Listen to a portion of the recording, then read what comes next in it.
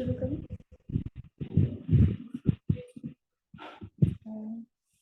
302 मोक्षमार्गस्य नेतारम् येतारम् कर्मभूरिताम् ज्ञातारम् विश्वतत्त्वानाम् वन्दे तद्गुणैकाग्रम् वन्दे तद्गुणैकाग्रम्। तत्वार सूत्र नामक ये महाशास्त्र है और इस तत्वार सूत्र के रचयिता आचार्य उमा स्वामी आचार्य इसके रचयिता है। और इस तत्वार सूत्र शास्त्र का क्या महत्व है, ये अभी 10 लक्षण चल रहे हैं और हमने तत्वार सूत्र का पाठ नहीं किया तो सुना सुना सा लग रहा है कि कल का दिन ऐसा ही है कि पाठ ही नहीं हुआ। इसलिए ये इसका महत्व बता रहा है कि तत्वार सूत्र की क्या महिमा है। यानी संपूर्ण जैन समाज में तत्वार सूत्र जो शास्त्र है वो एक मत से सबको मान्य है। यानी और जो कोई ग्रंथ हो वो किसी को मान्य होते हैं, किसी को नहीं होते हैं, लेकिन जितने भी जैन समाज में दिगंबर हो, श्वेतांबर हो, 20 पंथी हो, 13 पंथी हो, कोई से भी पंथी हो, सभी को तत्वार सूत्र सबको मान्य है। और जो महत्व समझ लीजिए, अगर जैसे पूछा जाए कि मुसलमानों का कोई ग्रंथ बताइए, हम एक नाम बोलते हैं, ईसाइयों का तो एक नाम बोलते हैं, हिंदुओं का तो कोई नाम बोलते हैं। ऐसे कोई पूछे कि जैनों का कौन सा है ग्रंथ, तो तत्वार सूत्र। तो जो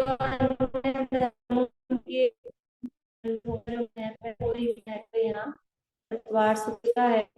और इस तरह के भी श्लोक इसके संदर्भ में मिलते हैं कि तत्वार सूत्र का पूरा आद्योपांत पाठ किया जाता है तो उसके एक उपवास का फल मिलता है। एक उपवास का फल मिलता है का मतलब हमने एक दिन पाठ किया तो एक उपवास का फल, तो हम एक ही दिन में 10 बार पाठ कर लें तो 10 उपवास हो जाएंगे। उसका मतलब ये है कि जितना पुण्य 10 दिन इन एक दिन भर भूखे रहकर उपवास करके जितना पुण्य बनता है उतना पुण्य एक बार इस तत्वार सूत्र का पाठ करने में। लेकिन साथ में ये भी है कि वो शुद्ध पाठ, शुद्ध उच्चारण और भाव समझते हुए होना चाहिए। वास्तव में ये जैन धर्म का मतलब पूरा जिनागम इस तत्वार सूत्र में शामिल है। कोई मतलब तत्वार सूत्र का यदि हम गहराई से अध्ययन कर लें तो कोई भी विषय जिनागम का ऐसा नहीं बचेगा कि वो उसमें नहीं आए। चारों ही अनुयोग और सारी बातें इसमें सब तरह की इसमें गर्भित हैं। इसलिए पूरे द्वादशांग का सार कहें इस तत्वार सूत्र में बताया गया है। और ये जैन दर्शन का नहीं, संस्कृत का ही सबसे पहला सूत्रबद्ध। सूत्र किसे कहते हैं? सूत्र कहते हैं शॉर्ट, संक्षिप्त कथन को सूत्र कहते हैं। शॉर्ट में काफी बात कह देना, उसका नाम है सूत्र। जैसे गणित में होते हैं, मैथ्स में सूत्र, फॉर्मूला, उसका मतलब क्या है? शॉर्ट में वो बता दिया ऐसे बहुत बड़ी हम वो पहले चूंकि जमाएंगे, चूंकि इतने रुपए में इतना आता है इसलिए इतने रुपए में इतना आएगा, ऐसे करके तो बहुत बड़ा प्रोसेस होता है। फिर उसको एक फॉर्मूला बना दिया जाता है, तो वो शॉर्ट में वो एक अपनी बात हो जाती है। तो ऐसे ही ये शॉर्ट में, संक्षिप्त में, संक्षेप में और बहुत सारी बातें इसमें कही गई है। इसलिए ये सूत्रात्मक होने से इसका नाम सूत्र। और तत्वार्थ सूत्र क्यों कहा? क्योंकि तत्वार्थों का वर्णन इसमें 10 अध्याय हैं। तत्वार्थ सूत्र में 10 अध्याय हैं और 10 अध्यायों में 7 तत्वों का इसमें वर्णन है। तत्व हम शॉर्ट में बोलते हैं, वास्तव में शब्द होता है तत्वार्थ। तो 7 तत्वार्थों का सूत्रात्मक रूप में वर्णन होने से इसका नाम है तत्वार्थ सूत्र। और दूसरा नाम क्या है? मोक्ष शास्त्र। मोक्ष शास्त्र क्यों कहते हैं? देखो, भक्तामर स्तोत्र का नाम भक्तामर स्तोत्र क्यों है? आपने पूजन की केवल रवि किरणों वाली, उस पूजन का नाम क्या है? केवल रवि। देवशास गुरु है, नाम तो क्या है, लेकिन हम कैसे बोलते हैं, केवल रवि वाले कर लो, शुद्ध ब्रह्म कर लो, ऐसे ही बोलते हैं।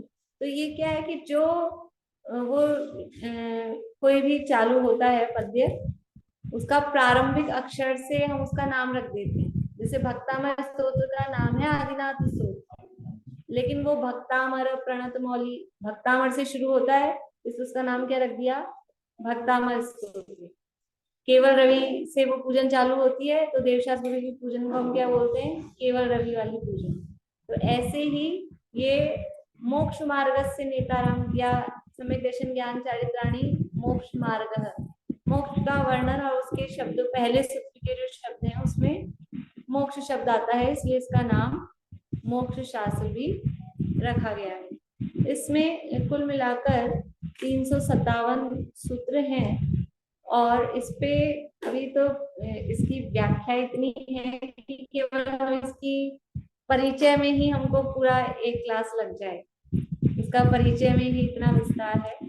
और ये जिनागम का इतना महत्वपूर्ण ग्रंथ है कि कोई भी ऐसे आचार्य, कोई भी ऐसे विद्वान नहीं होंगे जिन्होंने इस पे वर्क नहीं किया मतलब कुछ ना कुछ लिखा नहीं हो।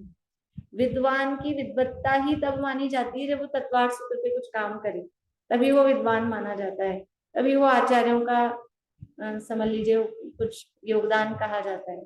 तो बहुत सारी टीकाएं व्याख्याएं इस पे लिखी गई हैं, पर अभी जो उपलब्ध टीका है उसमें सबसे प्राचीन उपलब्ध टीकाओं में सर्वार्थ सिद्धि, जो कल भी हमने बात की थी, पूज्यपाद आचार्य द्वारा रचित सर्वार्थ सिद्धि टीका। उसके बाद में अकलंक द्वेत द्वारा रचित तत्वार्थ राजवार्तिक, फिर विद्यानंद स्वामी द्वारा रचित तत्वार्थ श्लोक वार्तिक, और उसके बाद और भी टीकाएं आचार्यों की, विद्वानों की बहुत सी टीकाएं, डॉक्टर हुकुमचंद जी भाल द्वारा रचित तत्वार्थ मणि प्रदीप है, बहुत सारी टीकाएं इस पे रची गई हैं। ज्यादा विस्तार नहीं करते हुए थोड़ी सी चर्चा मंगलाचरण पे करेंगे। मंगलाचरण का अर्थ समझना वो बहुत महत्वपूर्ण है। मंगलाचरण क्या है, मोक्ष मार्गस्य नेतारम भेत्तारम कर्म भूभृताम ज्ञातारम विश्व तत्वानाम वंदे तद्गुण लब्धये।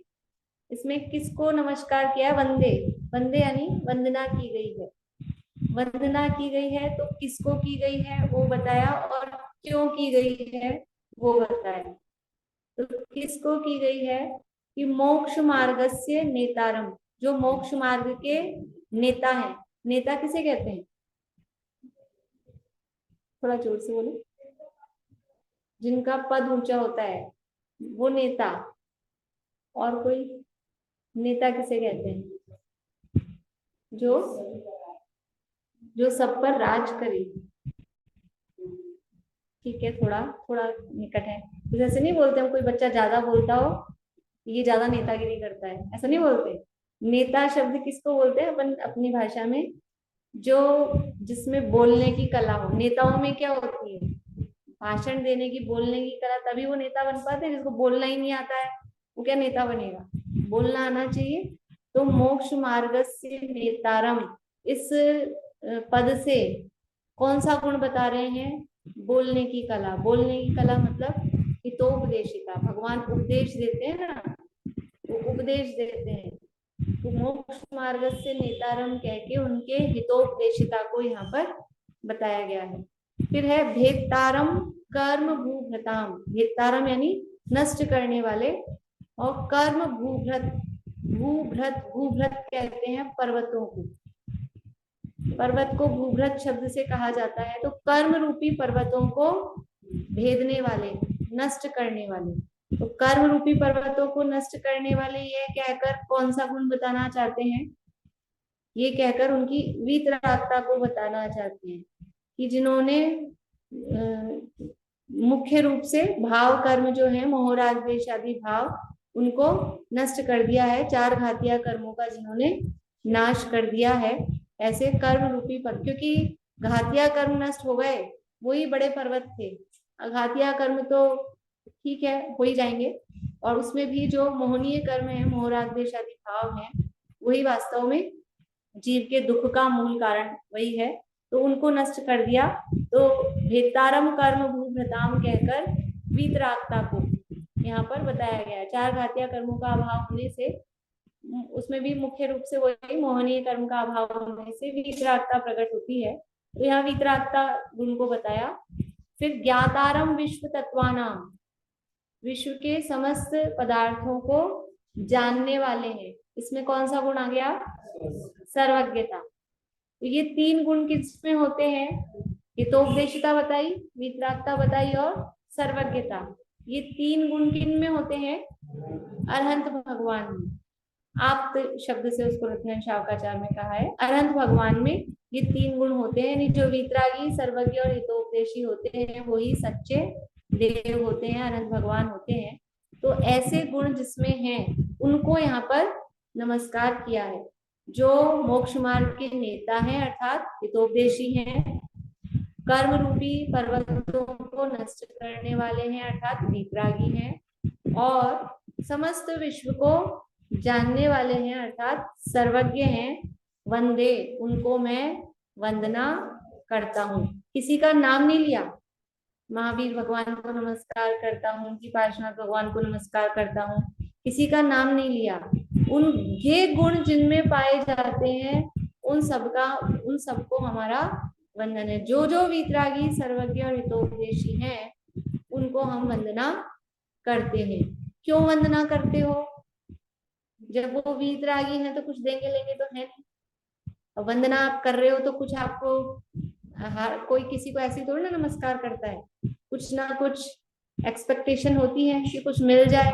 अब वो तो वीतरागी है तो मिलना तो कुछ है नहीं, फिर क्यों वंदना कर रहे हैं? तो आगे कहा तदगुण लब्ध है, इन्हीं गुणों की प्राप्ति मुझे हो।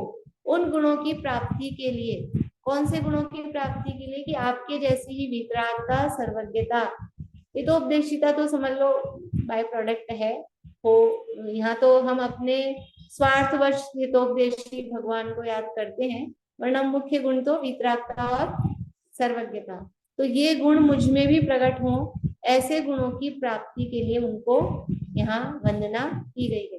यानी सर्वोत्कृष्ट मंगलाचरण और सर्वोत्कृष्ट नमस्कार ये है जिसमें किसी व्यक्ति विशेष को नमस्कार नहीं किया गया है, जिसमें कुछ मांगा नहीं गया है कि कोई पुत्र मित्र धन बढ़े, इस तरह की कुछ बात हो, कुछ मांगा नहीं गया है। वही जो भगवान में, देखो वीतरागी भगवान दे भी क्या सकते हैं? क्या दे सकते हैं? वो तो पहले ही सब छोड़ छाड़ के आए हैं और वीतरागी हैं।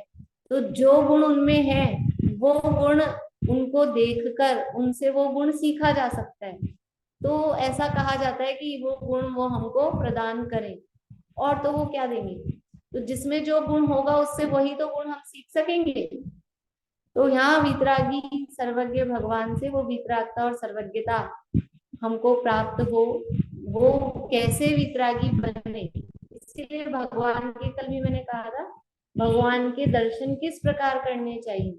कि भगवान है वितरागी सर्वज्ञ, तो वो किस प्रकार वितरागी हुए, क्या करके वितरागी हुए, वो सर्वज्ञता किस प्रकार प्रकट हुई, और वो हमको दिखनी चाहिए उनमें, वितरागता और सर्वज्ञता। उन्हीं गुणों के लिए हम उनको नमस्कार करते हैं। ये समझ लो भगवान के दर्शन करते समय ये स्मरण हमको होना चाहिए कि वंदे तदगुण लब्धे, हम भगवान को क्यों नमस्कार कर रहे हैं।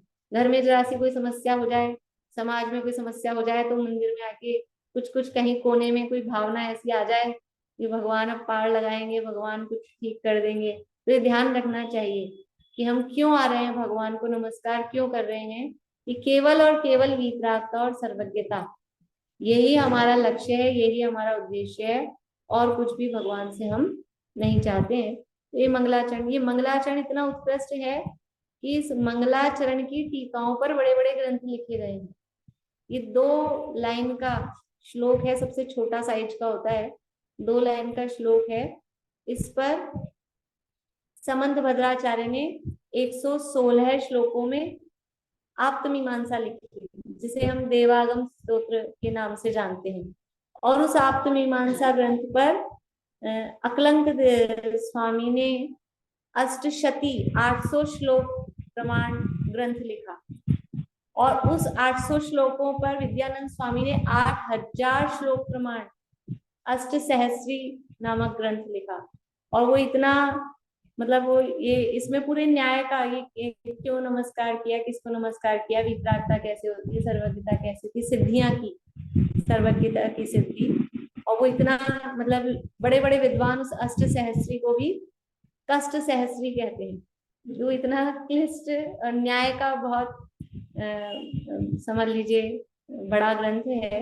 तो इतने से श्लोक पर इतनी व्याख्याएं इसमें हुई है, तो पूरे तत्वार सूत्र की जो व्याख्याएं होंगी वो कितनी गजब की होंगी। समंत भद्राचार्य ने गंधहस्ती नामक महाभाष्य इस पर लिखा था, जो अभी समझ लीजिए उपलब्ध नहीं है, पर वो बहुत ही बड़ा साइज का महाभाष्य था, बहुत ही बड़ी टीका हम अपने शब्दों में बोलते हैं, वो भाष्य ही था, वो उन्होंने लिखा। देखिए हम शुरू करते हैं, बहुत ज्यादा विस्तार में नहीं कर रही हूँ, कोशिश करेंगे कि पूरा कर लें एक अध्याय।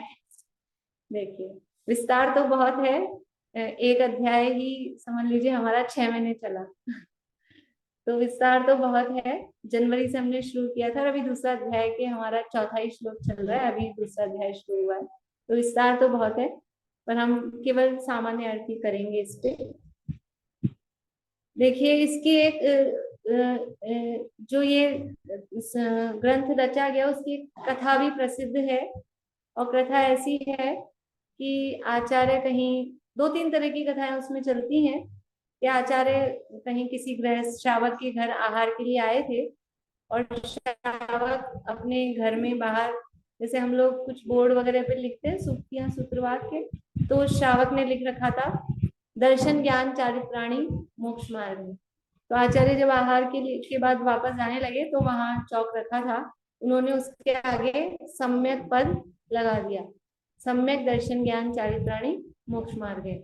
उस समय वो श्रावक घर पे था नहीं, फिर जब वो आया तो उसने पूछा ये सम्यक शब्द किसने लिख दिया, तो बताया कि महाराज आए थे और उन्होंने ये किया है। तो वो श्रावक सोचता है कि मैं कुछ सोच रहा था कोई शास्त्र लिखूं, और पहला ही सूत्र मैंने बनाया था, और पहले ही सूत्र में क्या हो गई, प्रथम ग्रासे मक्षिका, पहले सूत्र में ही गड़बड़ हो गई, तो मैं क्या कुछ ग्रंथ बना पाऊंगा। वो दौड़ा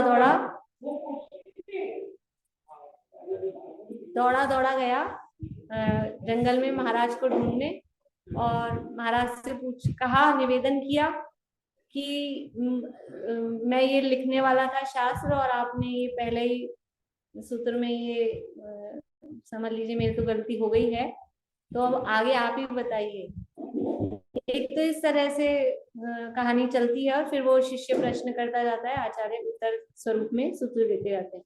और एक सीधा ऐसा भी कि कोई दुखों से, संसार के दुखों से पीड़ित मनुष्य आचार्य के पास गया और आचार्य से निवेदन किया कि हे आचार्य, दुखों से मुक्त होने का, संसार से छूटने का उपाय बताइए।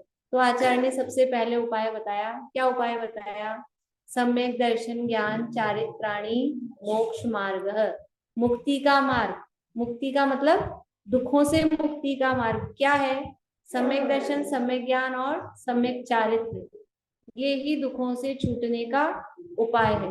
तो जब ये उपाय बताया तो शिष्य को फिर शंका, आपने तो बड़े भारी भारी शब्द बता दिए, सम्यक दर्शन, सम्यक ज्ञान, सम्यक चारित्र, तो इसमें से पहला ही बता दीजिए, सम्यक दर्शन क्या चीज है।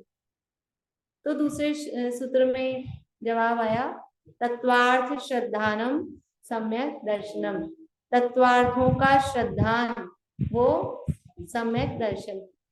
तत्वार्थों का श्रद्धान सम्यक दर्शन है, लेकिन ये होता कैसे है, प्रश्न हुआ। तो तीसरे सूत्र में जवाब आया, तन निसर्गाद अधिगमाद्वा। सूत्र में बोलती जा रही हूँ, उसमें आप देखना चाहें तो देखें। तन निसर्गाद अधिगमाद्वा, ये कैसे होता है सम्यक दर्शन? वो निसर्ग से होता है और अधिगम से होता है।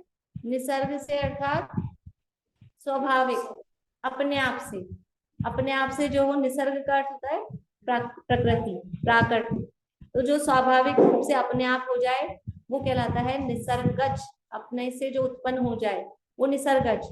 और जो अधिगम के माध्यम से, यानी कोई दूसरा ज्ञान कराए ज्ञान से हो, कोई ज्ञान कराए, उपदेश दे और फिर हो, तो वो कहलाता है अधिगम से हुआ, उसको कहते हैं अधिगमज।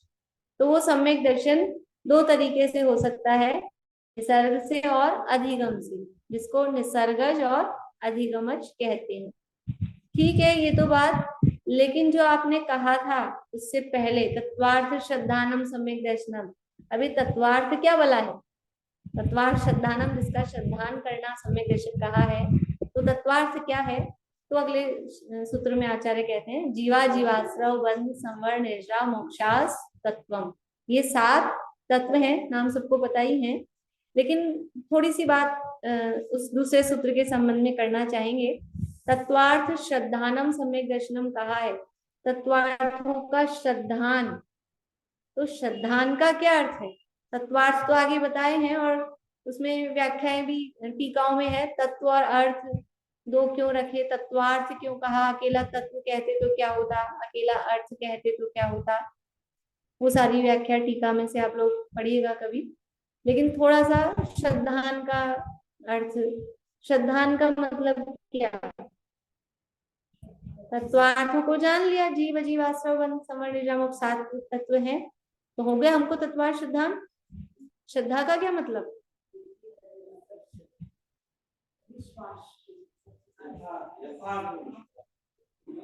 वो सब पर्यायवाची बोल रहे हैं हम। विश्वास का क्या मतलब? विश्वास का क्या मतलब? देखो, श्रद्धान का मतलब है उसमें हे उपादेय का निर्णय हमको हो। 7 तत्वों का श्रद्धान का है, तो 7 तत्वों का विश्वास, तो आश्रव का भी विश्वास, आश्रव को भी वैसा ही उपादेय माना जाए। जैसा जीव उपादेय है वैसा ही अजीव भी उपादेय है, वैसे ही आश्रव बंध भी उपादेय है। नहीं, तत्वार्थ श्रद्धानम, जैसे निश्चय व्यवहार का प्रकरण कभी आपने सुना हो, तो निश्चय और व्यवहार का श्रद्धान करना चाहिए। तो जैसे निश्चय का श्रद्धान वैसे ही व्यवहार का श्रद्धान। व्यवहार का ये यथार्थ नहीं है, ऐसा श्रद्धान करना वो उसका यथार्थ श्रद्धान है। ऐसे ही तत्वार्थ श्रद्धान का मतलब क्या? हमको गेहूं बीनना आता है, हम लोग तो सब घर में ही करते हैं ना, बाजार से रेडीमेड तो लाते नहीं आटा पिसा भरा। गेहूं बीनते हैं, कैसे बीनते हैं? निर्जरा। गेहूं बीनना आता है, क्या करते हैं? कुछ इधर करते हैं, कुछ इधर करते हैं, यही करते हैं ना। गेहूं कैसे बीनते हैं? गेहूं गेहूं अपनी साइड, कंकर बाहर साइड, यही करते हैं। तो यही यहाँ करना है, इसका नाम है श्रद्धान। गेहूं बीनना आता है, यह है गेहूं का श्रद्धान। तत्वार्थ श्रद्धान का मतलब क्या है? इधर क्या करना है, उपादेय क्या है और हे क्या है। ये हे उपादेय का निर्णय होना, इसका नाम है तत्वार्थ श्रद्धान। तत्वार्थ और वो व्याख्याएं तो आपने पढ़ी सुनी होंगी, लेकिन श्रद्धान का मतलब ये 7 तत्वों का यथार्थ श्रद्धान कि आश्रव बंध है, वो दुख रूप है, दुख के कारण है, वो हे है, छोड़ने योग्य है। संवर निर्जा है, वो सुख के कारण है, और मोक्ष है, वो पूर्ण सुख स्वरूप है। मैं जीव हूं और ये शरीर अजीब है, ऐसा निर्णय, इसका नाम है तत्वार्थ श्रद्धान। इसका यथार्थ निर्णय, अपने पराये की सुख दुख के कारणों की यथार्थ श्रद्धा होना, यथार्थ निर्णय होना, उसका नाम है तत्वार्थ श्रद्धान। तो तत्वार्थ श्रद्धानम सम्यक दर्शनम कहा और फिर तत्वार्थों के नाम बता दिए। तो अब ये आपने बता तो दिए 7 और उसके पहले 3 और बताए थे, सम्यक दर्शन, सम्यक ज्ञान, सम्यक चारित्र। अब इनको हम जाने कैसे? ना बता तो दिया आपने, ये जाने कैसे इनको? तो उसके लिए अब जानने के उपाय आगे के 4 सूत्रों में इन 10 चीजों को, 10 क्या क्या हो गए? 7 तो तत्वार्थ और 3 रत्नत्रय, इनके अधिगम के उपायों की चर्चा आगे 5वें, 6ठे, 7वें और 8वें 4 सूत्रों में अधिगम के उपायों की चर्चा कर रहे हैं। तो सबसे पहला उपाय बताया नाम स्थापना द्रव्य भाव तस् तन्यासः, नाम से, स्थापना से, द्रव्य से और भाव से, इनसे उनका न्यास। न्यास का अर्थ क्या होता है? न्यास, न्यास शब्द सुना? उपन्यास, नॉवेल, हिंदी में उपन्यास बोलते हैं। उपन्यास का अर्थ क्या होता है? कहानी। देखो, उपन्यास ऐसा होता है कि एक बार चालू कर दिया जाए तो छूटता नहीं। न्यास का अर्थ होता है जानना। न्यास का अर्थ होता है जानना। और उप का अर्थ क्या होता है? समीप। उप का अर्थ होता है नजदीक, उपनगर। उपनगर का मतलब क्या होता है? नगर के समीप, वो उपनगर। ये है उपन्यास। उपन्यास यानी समीप से जानना, गहराई से जानना। एक बार लग जाता है आदमी तो उसमें घुस जाता है, छूटता नहीं है। उसका नाम है उपन्यास। उसको गहराई से, समीप से जानता है। तो यहाँ न्यास, न्यास का अर्थ है जानना।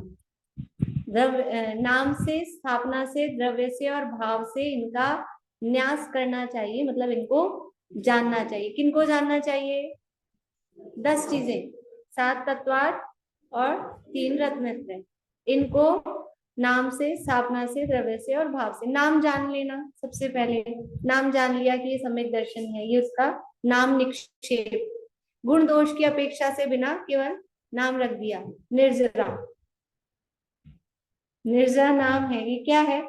नाम निक्षेप। ठीक है, जो भी सबके हमारे नाम है वो नाम निक्षेप से। फिर स्थापना। स्थापना मतलब कि किसी वस्तु को किसी अन्य वस्तु में मान लेना, वो कहलाता है स्थापना। और स्थापना में तदाकार भी होती है, अतदाकार भी होती है। लेकिन जैसे सम्यक दर्शन की स्थापना करते हैं, करते हैं कि नहीं करते हैं? नहीं करते। कैसे करते हैं? हम रत्नत्रय विधान करेंगे अभी अंतिम 3 दिनों में। फिर हम क्या करेंगे? सम्यक दर्शन की स्थापना, वहां मांडले पर स्थापना करेंगे कि नहीं? वो हो गया स्थापना निक्षेप। ठीक है।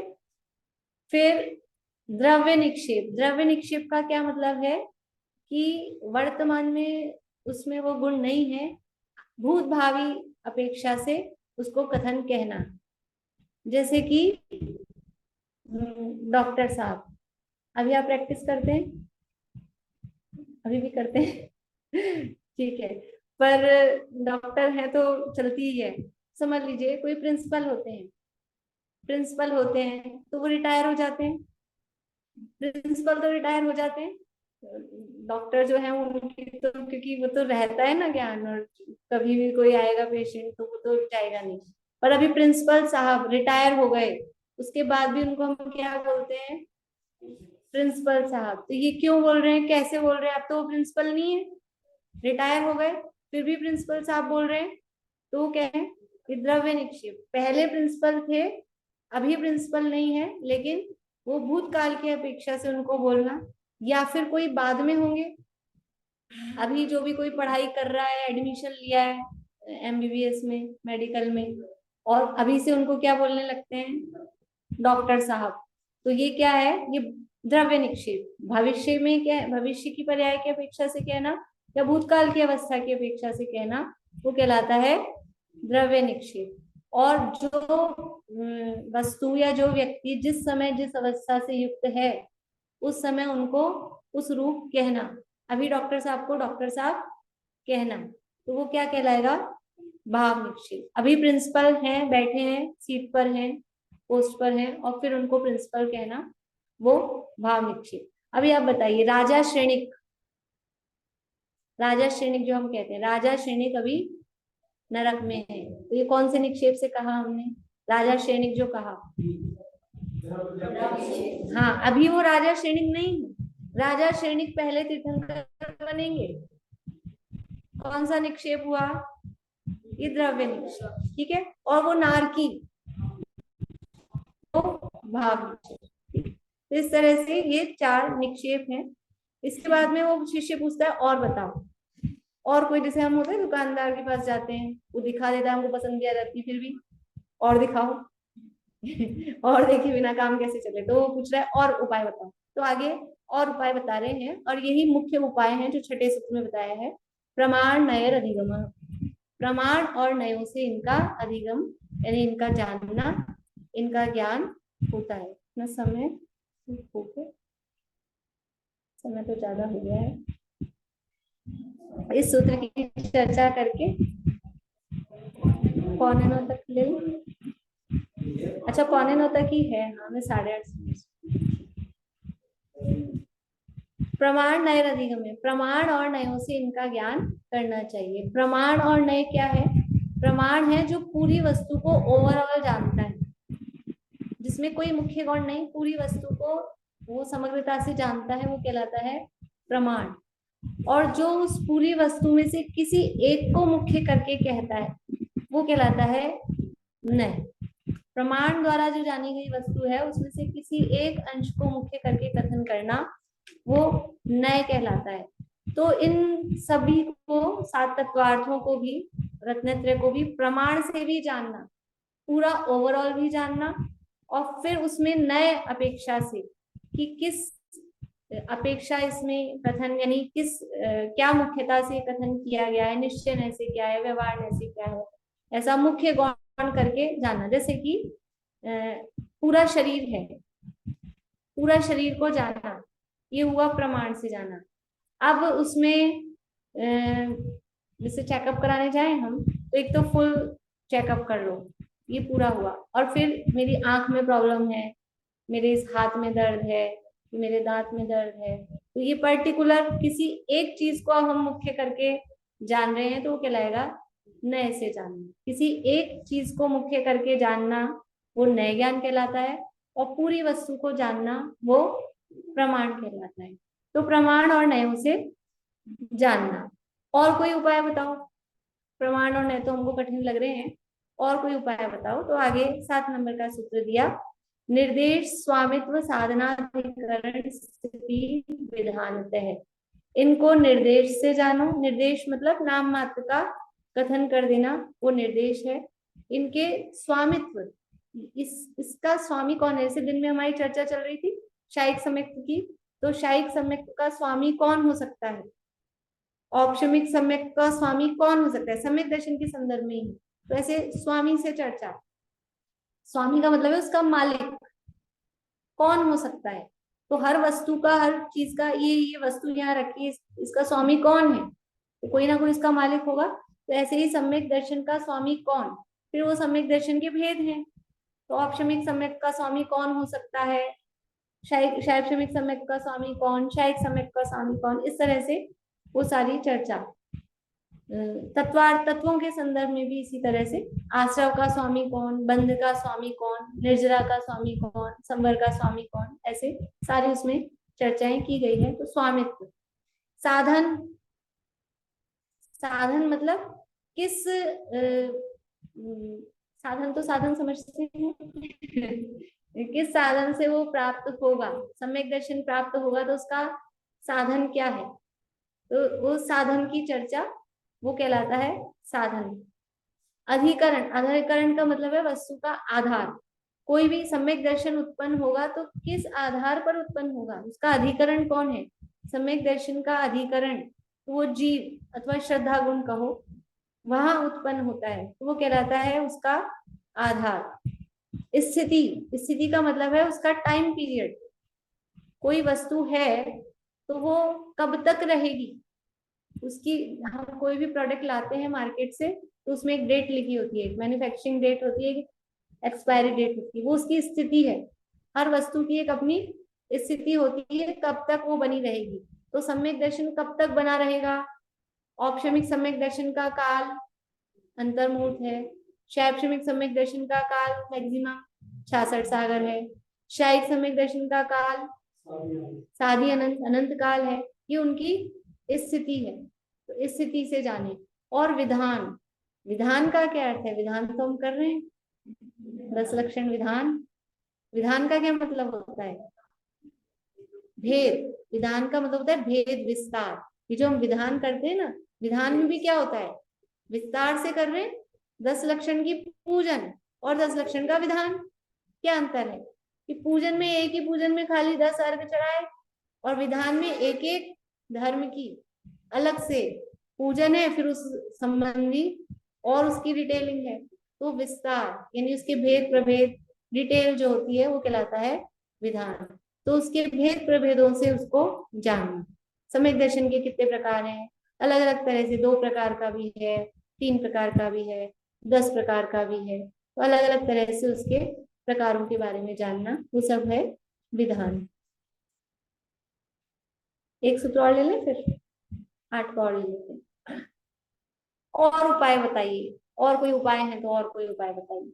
तो बता रहे हैं, सत संख्या क्षेत्र स्पर्शन कालांतर भावाल्प बहुत वेश्य, कि इसके सत, सत यानी उसका अस्तित्व, सत से जाना, वो है सत प्ररूपणा में। ये जो सूत्र है ना, ये 8वां सूत्र तत्वार सूत्र का, इस सूत्र की व्याख्या में पूरे धवला ग्रंथ में, यानी पूरे षटखंडागम ग्रंथ में, नाम तो सुना है षटखंडागम, उस षटखंडागम ग्रंथ में क्या विस्तार है, और उसके धवला टीका है, उसके 16 भाग, धवला के फिर 16 भाग आगे, टोटल 39 भाग हैं सब, धवल जय धवल महाधवल के मिला के। उसमें क्या विस्तार है, ये 8वें सूत्र का विस्तार सत प्ररूपणा में, ये कि ये है उसकी सिद्धि। तो सत से जाने, सत मतलब उसके अस्तित्व को जानना। संख्या, संख्या मतलब वही उसके भेदों की जो गिनती है, वो कितने प्रकार का है, वो संख्या। अथवा संख्या प्ररूपणा में, जैसे जब मरण आदि की चर्चा चलती है, तो जैसे जीव है, तो नरक गति में कितने जीव, वो संख्या। फिर पहले नरक में कितनी संख्या, दूसरे नरक में कितनी संख्या, औपशमिक सम्यक दृष्टियों की कितनी संख्या, शैक्षणिक सम्यक दृष्टि की कितनी संख्या। तो ये संख्या के आधार पर हर मार्गणा में, फिर गुण स्थानों में वो संख्याओं की जानकारी दी गई है। तो संख्या जानना। क्षेत्र जानना, कि वस्तु वर्तमान में कहाँ पाई जा रही है, तो वर्तमान संबंधी उसका स्थान वो कहलाता है क्षेत्र। फिर है स्पर्शन, कि वर्तमान में तो यहाँ है, लेकिन त्रिकाल में कहाँ पाई जा सकती है। जैसे वर्तमान में हमारा क्षेत्र अभी क्या हो रहा है, विदिशा, लेकिन जयपुर में भी, जयपुर में तो है ही, और उसके अलावा और कहाँ कहाँ हम जा सकते हैं अभी, तो वो कहलाता है स्पर्शन। त्रिकाल में वो वस्तु कहाँ कहाँ पाई जा सकती है, वो कहलाता है त्रिकालवर्ती उसका निवास स्थान। वर्तमान में त्रिकालवर्ती, वर्तमान मतलब इस अवस्था में कहाँ कहाँ पाया जा सकता है। वैसे तो त्रिकाल में तो फिर पूरा ही आ जाएगा, लेकिन इस स्थिति में, अभी इस मनुष्य भाव में, या समझ लीजिए अभी विदिशा में भी, वहां घर पे नहीं है, मंदिर में, या तो घर पे पाए जा सकते हैं कि मंदिर में पाए जा सकते हैं, या भोजन करने जहाँ जाएंगे, या कहीं दर्शन करने जाएंगे, तो ऐसा वर्तमान में ही त्रिकाल संबंधित निवास स्थान वो कहलाता है स्पर्शन। फिर है काल। काल वही हो जो स्थिति में हमने देखा था कि वस्तु कितने समय तक रह सकती है, वो उसका काल। और भाव, काल अंतर, अंतर का मतलब होता है गैप। जैसे कि एक बार सम्यक दर्शन प्राप्त हुआ, प्राप्त होने के बाद में छूट जाता है, औपशमिक सम्यक सबसे पहले प्राप्त होता है तो वो छूट जाता है, तो वो छूट गया तो दोबारा कब प्राप्त होगा, ये कहलाता है गैप। आज क्लास हुई है, अब दोबारा कब होगी, तो 23 घंटे बाद, ये है उसका अंतर, ये है उसका गैप। तो एक बार सम्यक प्राप्त होके छूट गया, तो प्रथमोपशम सम्यक प्राप्त होके छूटेगा, तो दोबारा प्रथमोपशम सम्यक कब प्राप्त होगा, तो वो असंख्यात वर्षों बाद, पल्ले का असंख्यातवां भाग काल बीतने पर, तो वो है उसका अंतर। और शेवक्षम सम्यक एक बार होके छूट गया, तो दोबारा कब होगा, ये अंतर्मुहूर्त बाद ही हो जाएगा, तो उसका अंतर है, उसका गैप है अंतर्मुहूर्त। तो ऐसे अंतर भी शास्त्रों में दिए गए हैं, वो अंतर कहलाता है।